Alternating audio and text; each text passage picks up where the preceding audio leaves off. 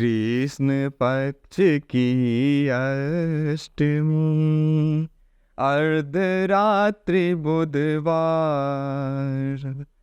कारागार में कंस के भयो कृष्ण अवतार, भयो कृष्ण अवतार। ऐसा ही एक शुभ बुधवार आया दिनांक 3 जनवरी 2024 को, जब देश की राजधानी क्षेत्र में रहने वाले एक माँ बाप ने अपने बच्चे का जन्मदिन, भव्य जन्मदिन, भव्यता के साथ शहर की चकाचौंध में केक और पैटीज के बीच में ना मना के संत की नगरी भगवान श्री कृष्ण के जन्मभूमि में अपने बच्चे का भव्य जन्म दिवस मनाया। कृष्ण कन्हैया ने जब जन्म लिया था तो उनके माता पिता के हाथों की बेड़ियां तो टूट गई थी, मगर उनके जन्म स्थान पे विदेशी लुटेरों और आक्रांताओं के द्वारा, उन भेड़ियों के द्वारा लगाए गए बेड़ियां समय समय पे तोड़ने की भरपूर कोशिश की जाने के बावजूद भी आज तक लगी हुई है। हजारों साल से एक आशा, एक उम्मीद फिर से जगी है कि फिर से वो बेड़ियां सदा सदा के लिए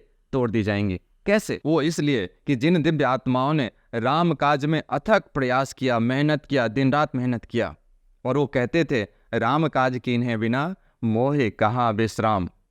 तो 22 जनवरी को राम काज संपन्न हो जाएगा और उन्हें विश्राम करना नहीं है। सो काशी और मथुरा अपने हाथ में ले लिया है। न्यायिक प्रक्रिया से न्यायपालिका अपना कार्य कर रही है और ये दिव्य आत्माएं अपनी मेहनत कर रही हैं।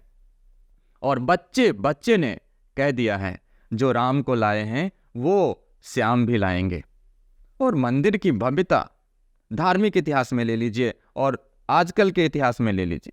अगर धार्मिक इतिहासों की बात करें, ग्रंथों की बात करें, तो राजा ब्रजनाभ ने जो केशव देव मंदिर बनवाया था, क्या दिव्य मंदिर बनवाया था सर। और इसकी जानकारी ब्रह्म लिपि के शिलालेख में उपलब्ध है कि बसु ने भी उसका पुनर्निर्माण करवाया था। फिर दौर शुरू हो जाता है विदेशी भेड़ियों और लुटेरों का।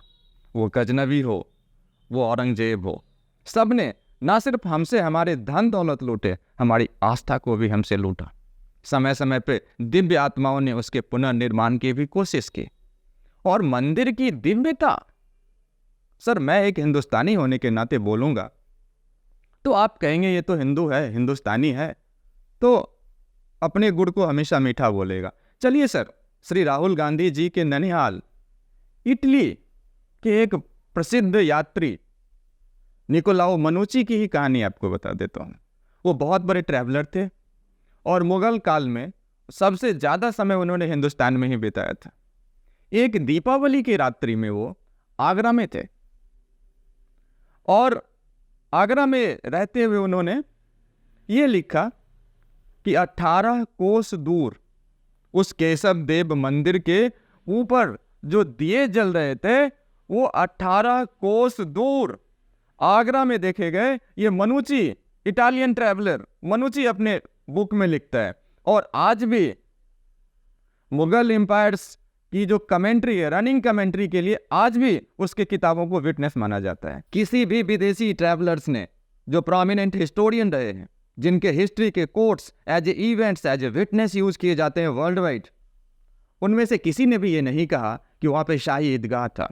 चाहे 17वीं शताब्दी में भारत आया फ्रांसीसी यात्री टैबर्नियर हो, चाहे चाइनीज यात्री फाहियान हो, चाहे श्री राहुल गांधी जी के ननिहाल से आए हुए इटालियन मनुची हों, क्योंकि मैं हिंदुस्तानी होकर कुछ भी कहूँगा आप नहीं मानेंगे। ये फॉरेन ट्रैवलर्स की उस समय की कथाएं आप लोगों को सुनाया मैंने। और एक रिक्वेस्ट और करना चाहूँगा कि प्रतिदिन हिंदुस्तान में 67,385 बच्चे जन्म लेते हैं। 67,385, ये यूनिसेफ के आंकड़े हैं इंडिया के लिए।